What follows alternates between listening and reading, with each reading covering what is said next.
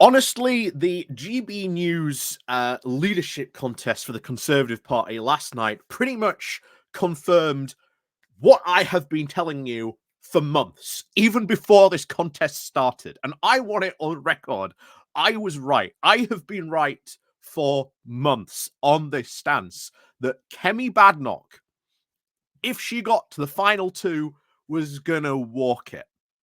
Because I'll tell you now, we're going to go over to Conservative Home and have a look at Will Atkinson. And I agree with what he said, that this was 2 hours completely wasted. For me, the big point at the end, all you need to watch is the last couple of minutes where the host comes out and goes, okay, going to ask you all 3 questions, raise your hand, you know, to these questions. First of all, has anyone really changed their mind? A couple of people raise their hand. They go, okay, some people have changed their minds. Next big questions. Who's going to vote Robert Jerrick? Some people raised their hands. Who's going to vote for Kemi Badenoch? Everyone. Everyone, majority of the audience raised their hands. That, ladies and gentlemen, is fundamental proof, as what I've been saying for the longest time, saying, look at the polls on Conservative Home, look at what they've been predicting, look at what they've been saying for months, that the party membership wants Kemi Badenoch. I have been saying this for months. I've been saying it rightly. I've been predicting it correctly, what's going to happen here. Yeah, Kemi Badenoch's going to win. I have videos, I have live streams where I've said it live in a field. Kemi Badenoch is gonna win this contest. But we are gonna have a look today at what the Conservative view of this was. And of course, we're going over to the Conservative Home to have a look what our favorite T-boy over there thought of the contest. And like I say, if you do want to watch it, you can find it very easily on GB News' YouTube channel.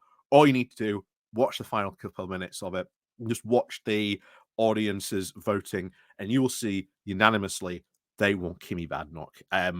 It's no contest. It is no contest at this point, honestly. As soon as you got the final two, it was over. Jerrick had, I think, a very slim chance. That's why I always gave him. I said, Kemi Badenoch was about 90% certain, roughly around there. He had a very slim chance. I think that chance has gone completely. I think there's a lot of stuff about Jerrick's past that is now coming out, that we're seeing coming out now. And I think it's putting people off voting for him, and it's moving just even more to Kemi Badenoch. I do not think this contest is even going to be close when we see the voting. I think it is going to be an overwhelming victory for Kemi Badenoch. So before we get into this, please do remember to click on the like, share, and subscribe button. And of course, down below, there are links to my Patreon page, the one of today's link called Buy Me Coffee, where you can, buy me coffee. And of course, as always, there's the Patreon page, there's the YouTube thank you button, and of course, as always, there's the Pony Club down below as well. So thank you very much to all those people who do help and support the channel that way. Let's crack on then into this. So this, of course, comes from Conservative Home, talking about last night's, leadership contest debate. So he starts off with, well, thank you, GB News. Those are 2 hours of our lives that we aren't going to get back. And I agree with Will on this. While this was going on in the background, and I had it on in the background, I was playing CK3. I was playing CK3, just making sure that my dynasty head was going to sort of stay alive and nothing bad was going to happen to him. Unfortunately, that didn't happen. But again, CK3. But yeah, I agree, and I'm glad that I didn't just watch it, because I'll tell you what, I'd have been bored to tears. So he continues. From the first moment, Robert Jerrick won the toss and put himself now first to bat. Last night's leadership special was depressingly predictable. For all his impressive Julius Caesar haircuts, the former immigration minister hadn't learnt the essential lesson from the director's funeral. Always go second. It provides you, of course, with an opportunity to now, for your opponent to judge the atmosphere and even the audience, and avoid any tripwires on which they have now stepped. Jerick gave now a perfectly credible performance and won a couple of converts in the audience survey at the close, but his undoubtable fluency couldn't quite escape the charge that he had positioned himself now as the warm-up act. Honestly, the content and stuff that what they've been saying, like Jerick, we've heard it all before. Jerick was saying nothing new that we have not been hearing the right wing of the Tory party say for years now. Same for Kemi Badenoch as well. Nothing really new. The only thing that's really separating them is like Jerick is like, right, we're going to go really hard on getting this European Court of Human Rights thing out. Kemi Badenoch, meanwhile, is like, well, we shouldn't really force people, our views on people on the European Court of Human Rights. Hence why we're going to have a national conversation, which basically means, yeah, we're going to end up having a referendum probably on this if, God forbid, one should win. And like I say, this should be, I think, an eventuality a lot of us should be preparing for, and even prepping people now. Start trying to counter these people. Start saying, well, okay, what are the consequences if we leave this? Because they are trying to say to lots of people, oh, there's no consequences, it's only upsides. What does that remind you of? What does that remind you of? And if you've said Brexit instantly, congratulations, gold star to you. So, if anyone had, of course, if anyone, of course, doubted the shadow housing secretary now was the front runner in this race, it was confirmed only by the whoops and hollers of the Tory members' audiences at the mere sight of her. They're now breaking for her mighty heartily margining now in the final poll. Jerick was in the front of any away crowd. Perhaps the Westminster audience was unrepresentative. Having now attended the London hustings of Rishi Sunak at Liz Truss in 2022, the former, of course, received a much warmer reception than anywhere else. The poll and, of course, attendees is now a very crude metric compared to the infallible wisdom of the Conservative Home Members Survey coming soon to an inbox near you. Guess what? That Conservative Home Members Survey is going to respond with. They're going to say they want Kemi Badenoch.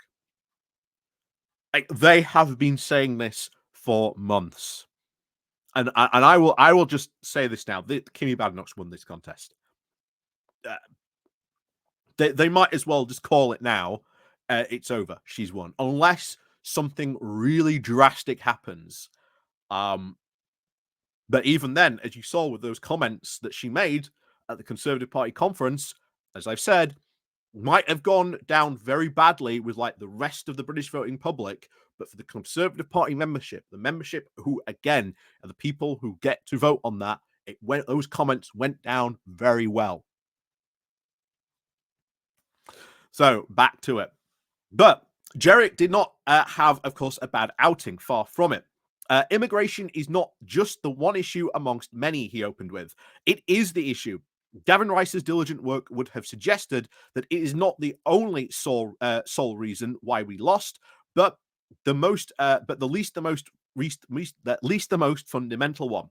If anyone doubted Jerick was serious on this issue, he hammered home his solutions of leaving the European Court of Human Rights and clamping on illegal migration.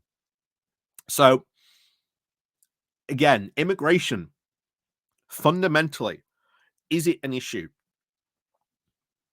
Not really. The biggest problems you have with immigration is making sure that the system actually works. And remember, the past 14, 15 years, the Tories did everything they could to break that system, to make sure it didn't work. The reason why we have the big backlog, which they complained about so much, was because of all the cuts they had made. As I've been saying for the longest time, fund the system, create safe routes, job done. But of course, you'll always get people like Nigel Farage who will try and make it an issue.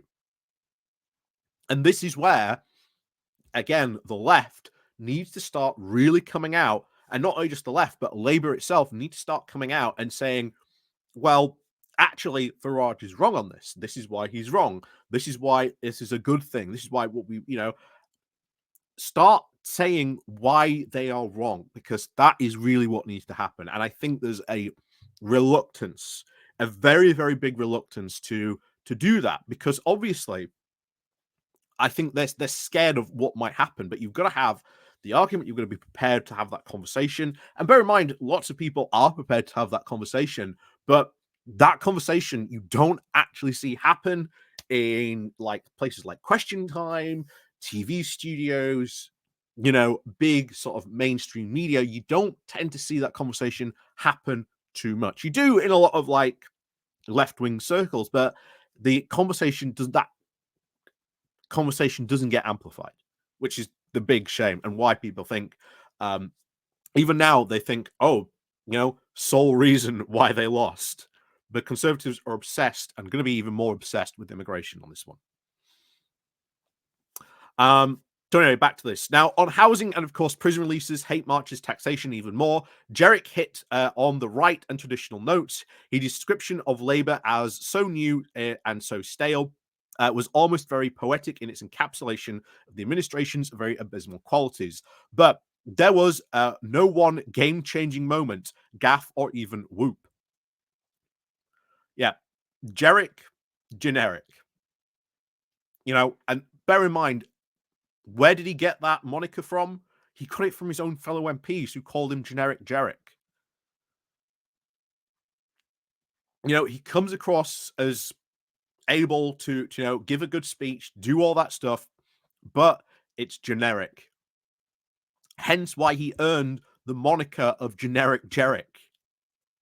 And that's why there was no reaction from the crowd. That's why they don't care. Enter, of course, Kemi Badenoch, who is singing from the very same hymn sheet, but she's at least a bit more charismatic when she delivers the stuff. So, from the moment Badenoch entered, it was very clear who the room's favourite was.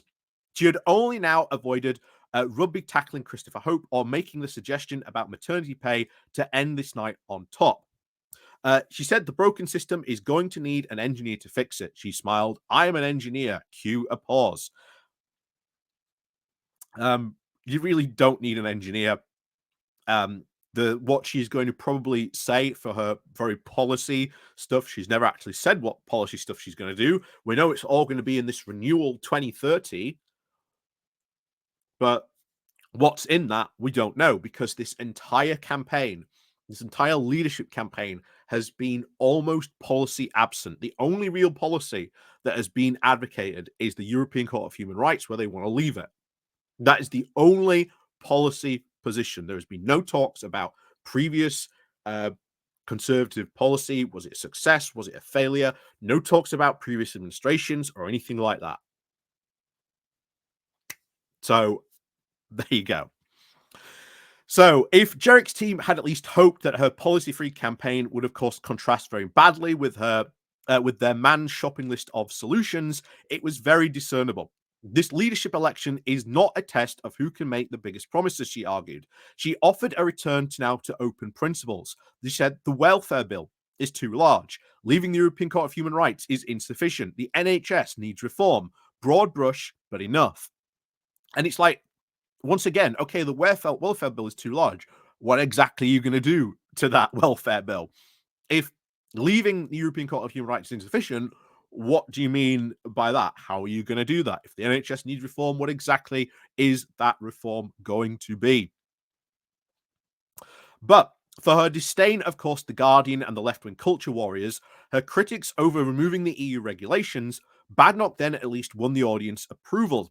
Few would, of course, agree, or at least no one else has done more on Brexit than she did, but unless their key issue was the European Court of Human Rights, she was the most adept at tickling the members' bellies.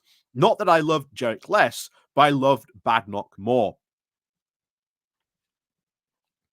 Like I say, she is, and has been very much for a while, the darling of the right wing. She has endeared herself to the Conservative membership. The Conservative membership want her. We have been saying this, I don't know for how long, for the past couple of months. But it's so bizarre that even someone like Will is saying, oh, well, Jerrick still has some sort of a chance. That audience maybe was just a bit too biased, It could be anyone's game to play. Still, no. It's not. It's really not, honestly. So he says, will have last night changed anything? Unlikely. Many members, like myself, have voted already. Its greatest impact will be spurring Badenoch on to now avoid any further televised appearances between the pair. Based on this, she can at least afford to coast for 2 more weeks without debate. There was no opportunity for Jarrett to land any real blows. Exactly how she liked it. So, is that a positive development? Now we get into the interesting part. What does Will really think about Kemi Badenoch? Will he actually tell us who he voted for? But we'll see. So he continues, for a candidate who makes much out of suggesting that Keir Starmer fears her, their apparent unwillingness now to debate her rival is surprising, if nothing else. Badenoch could treat this very much as practice for PMQs, and she hopes to now be doing one in at least a month. When she is, of course, challenged on substances on her pitch, how will she react? We are unlikely to see. And I will tell you this now. PMQs, if Kemi Badenoch gets this, is going to be an absolute mess, because all Keir Starmer has to do is push back against her, not even very heavily. We've seen it the past in before where Badenoch even has the lightest criticism. She hits back and loses it in a completely, weird way. That, bear in mind, it does not go down well with the British public. The Conservative membership love it. At least what's left of the Conservative membership love it, or at least the right wing of the Conservative Party love it. But they won't. The rest of the party won't. When she starts, starting those arguments, starting those fights, she, and I said this before, does not make friends. This has been very, very well known. She does not make friends. She makes frenemies. And when she is at the top of the poll and there's no one else, everyone's behind her, then she's got to watch her back. Very, very much so, because they will all be ready. They will all be ready to start wiggling that pole to knock her off the top of it. Kemi Badenoch does not last too long as the Conservative leader.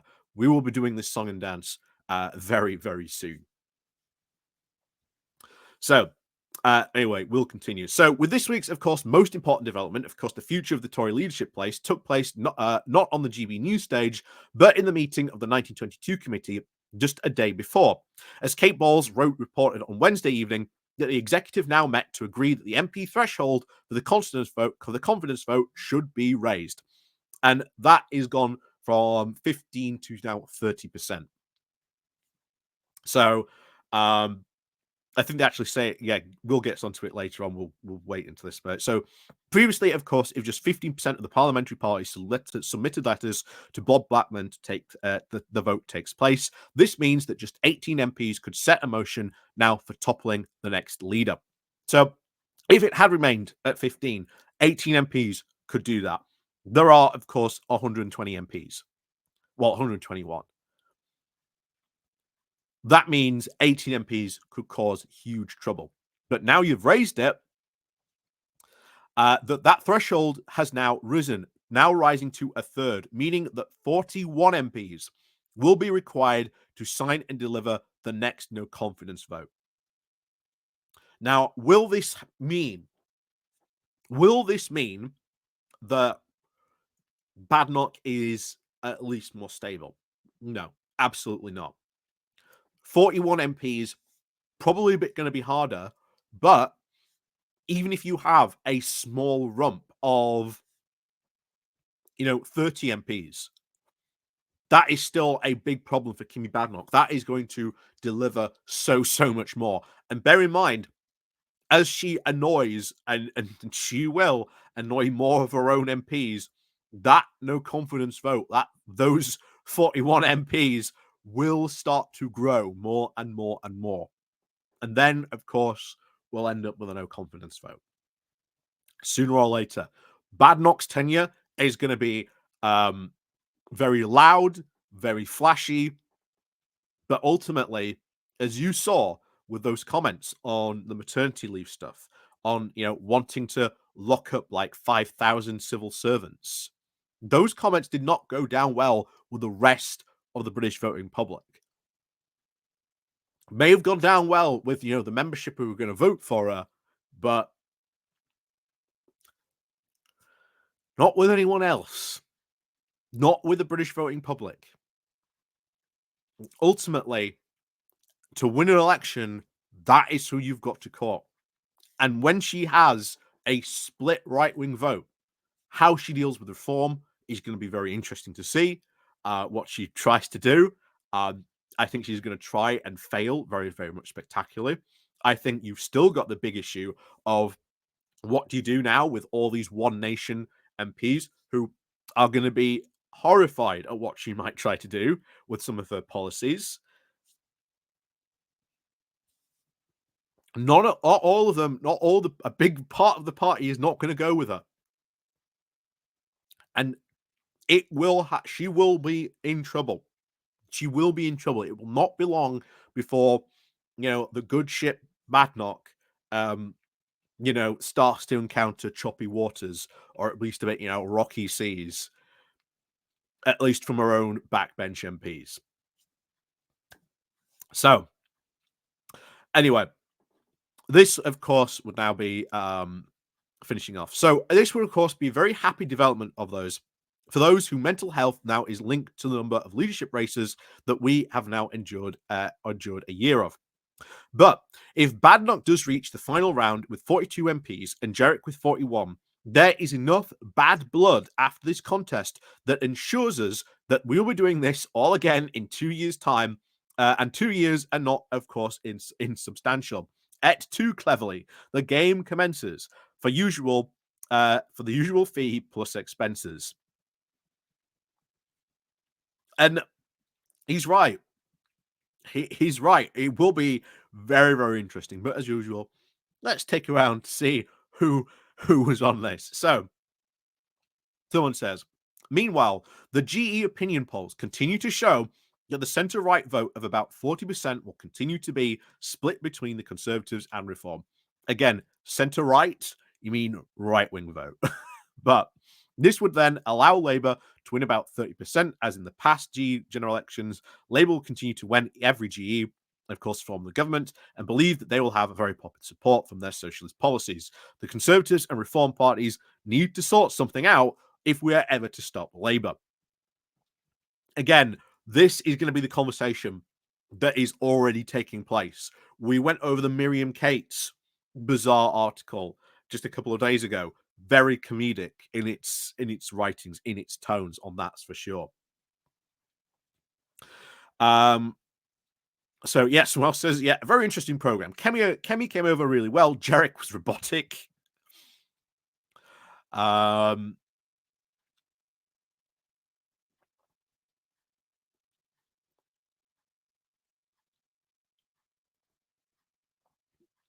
See what we've got here.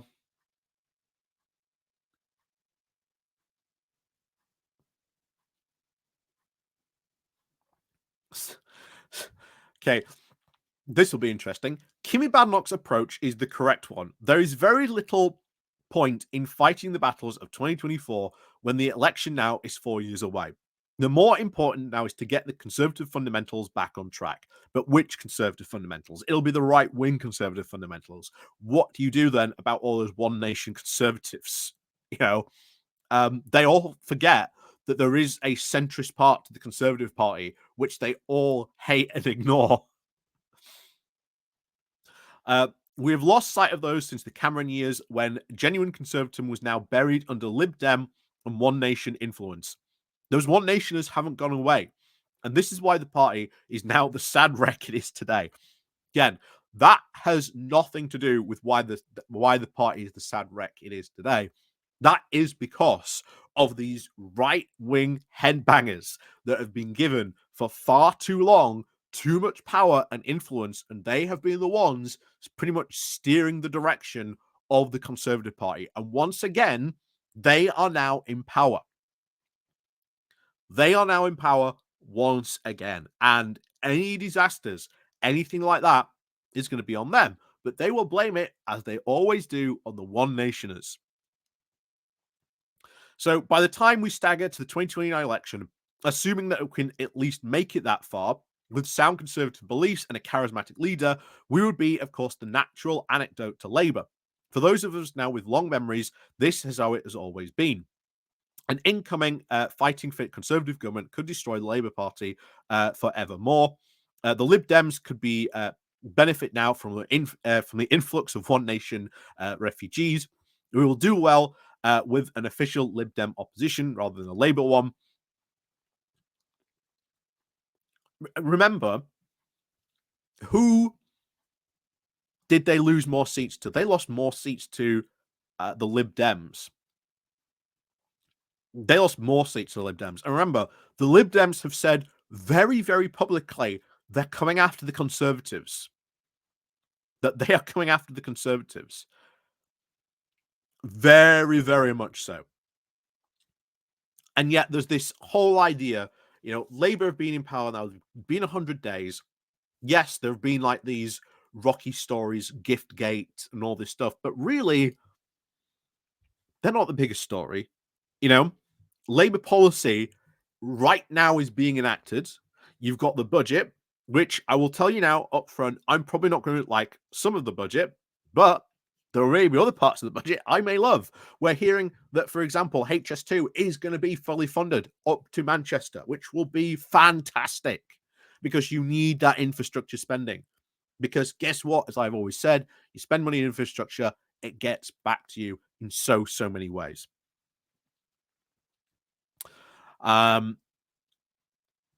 So at least to get it wrong, at least certain from Farage will be in Downing Street come 2029.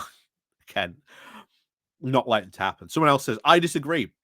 If legal and illegal immigration, public finances, and welfare and the economic model are not an issue at the next election, then I'd say that Labour have it in the bag. So whoever leads the Tories now will not matter. All this, quote, value stuff sounds good, but there is zero substance from Kemi. None of what the Conservative leadership, any of the candidates that have stood, have said anything substantial about policy or anything like that whatsoever.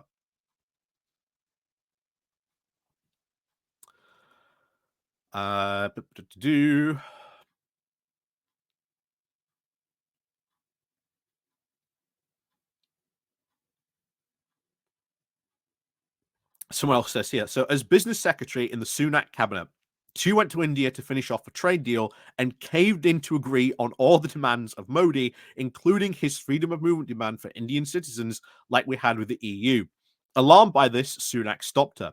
She did notice from that point that she thinks Brexit is a great idea and has been prepared for more immigration in return for a trade deal. Not what I heard, because we know that Sunak was probably the most interested in one. We do know that India was after more visa, certainly not a freedom of movement idea, one that was being said in that conversation, but they do know they wanted more visa access. And I'm sure that would have been interesting for them to try and sell on that one, considering that they are now not only, you'll notice the shift in the rightward vote, they will not only now talk about illegal, of course, immigration, but legal migration as well. Because now all of a sudden they've started saying that they want to cut down on that as well.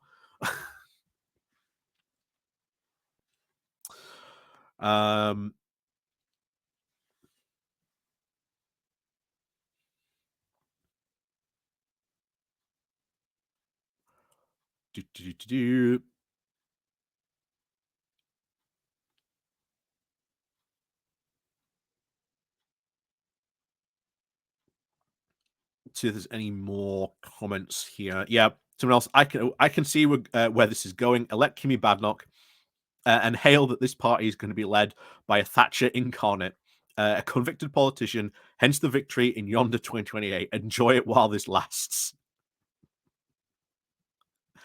Yeah, I can see it's going to be very, very hilarious.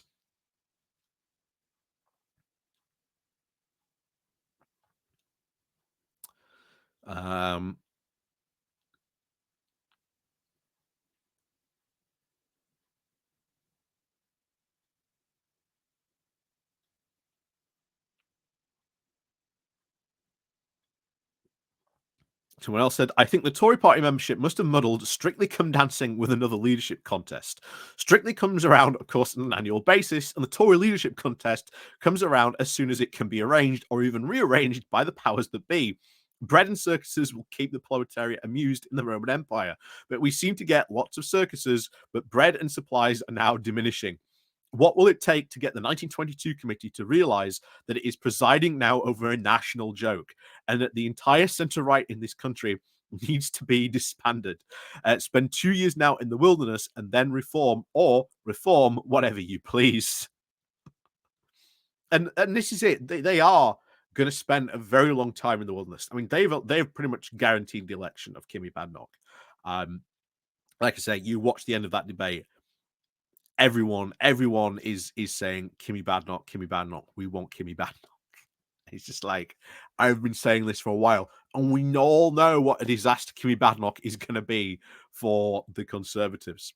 We also know how interesting PMQs could get, certainly for one thing. Yeah. The next Tory MP will not participate in a debate on GB News. That's very true.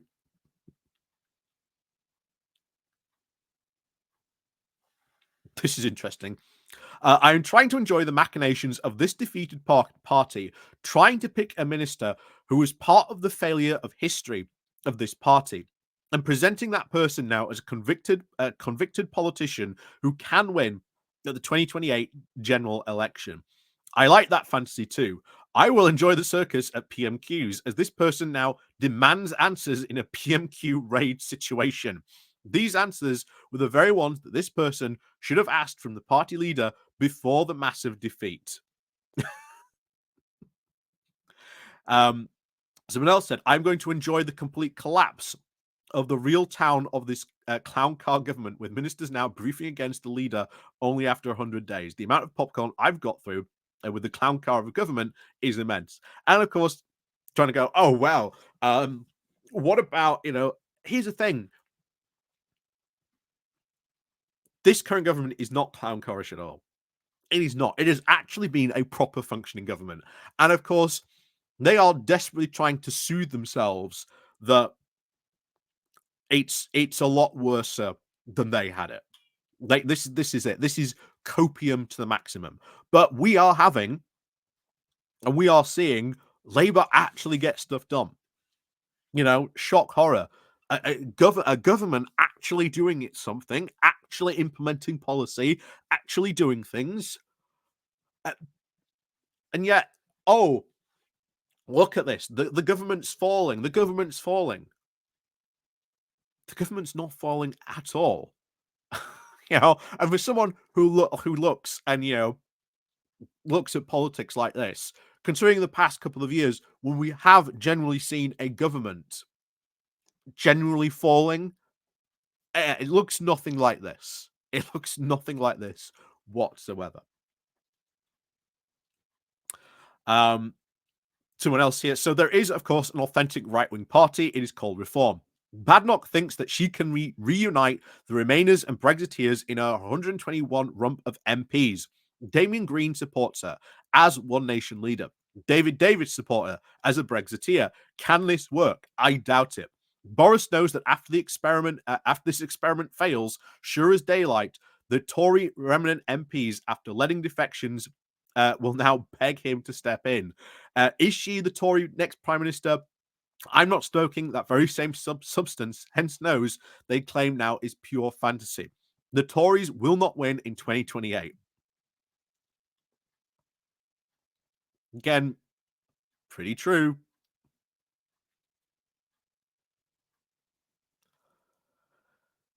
Uh,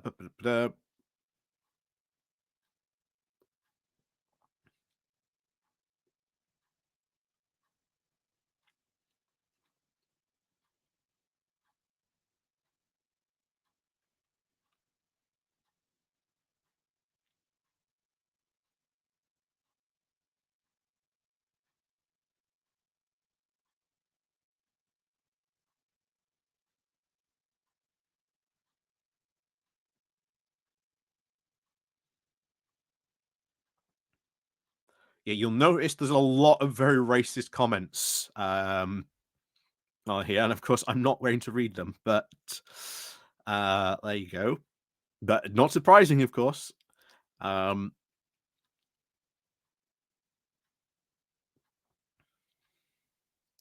but yeah, that seems to be it for at least the fun comments. Of course, I'm not going to read the racist ones for obvious reasons. But yeah, we that's it. Kemi Badenoch's going to be the next leader of the Conservative Party. And with that, they are going to enter now into political wilderness probably for the next 2 years until they get rid of her as leader. Which again, maybe a year, maybe 2 years, who knows? And then we'll be doing this whole song and dance again. Because what is the one thing that we've been saying throughout all this contest, which none of these candidates can do, and that's unite the party. Without a united party, without realizing that, oh yes, these one nation centrist Tories MP exist, and we've got to bring them together with the rest of the right-wing lunatic headbangers, which again, that is a combination that does not work well. Disaster. Not only that, how do you heal the rift on the right-wing vote? How do you deal with reform? How does Kemi Badenoch unite the right?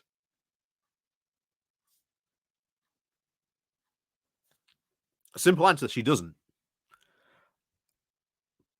At least not without bending the knee to Farage. And if she does that, then the rest of those One Nation MPs, well, they ain't going to remain in the Conservative Party. We're already hearing, because of Labour's moves to, toughen the rules around having second jobs, a lot of now Conservative MPs are now considering leaving, which means there is going to be a lot, potentially over the next couple of years, a lot of by-elections. So we're at 121 now. How many more seats, because of those by-elections, are the Conservatives going to lose? Will we see more Reform MPs? Will we see more Lib Dem MPs? And as I've said before, I think the biggest winner out of these, these by-elections that we could have because of these Conservatives going, oh, well, they're getting rid of second job rules. Well, not for me anymore. I think it's going to be the Lib Dems. I think that Lib Dems are going to be the biggest winners of these contests. Hands down. Hands down, going to be the biggest winners. And Ed Davey's promise to become the main leader of opposition, yeah, I think we could see it. I think this right now is the best time for them to do that and achieve that. And how they act over the next 5 years is going to be very, very, very important. But at one time, that notion would have been laughed at, that the Lib Dems could become the main party of opposition.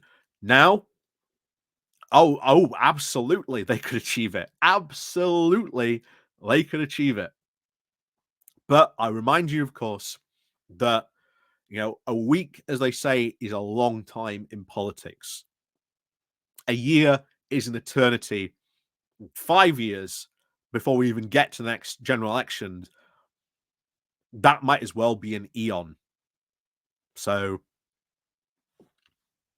who knows what will happen in the next 5 years. The next general election will be incredibly hard to predict. What policies Badenoch is going to espouse over the next couple of years, probably going to go down very, very badly with the rest of the British voting public. As we saw with those comments, like I say, they may play well with their membership, but not with the rest of the British voting public. So once again, interesting times in the Conservative Party to come.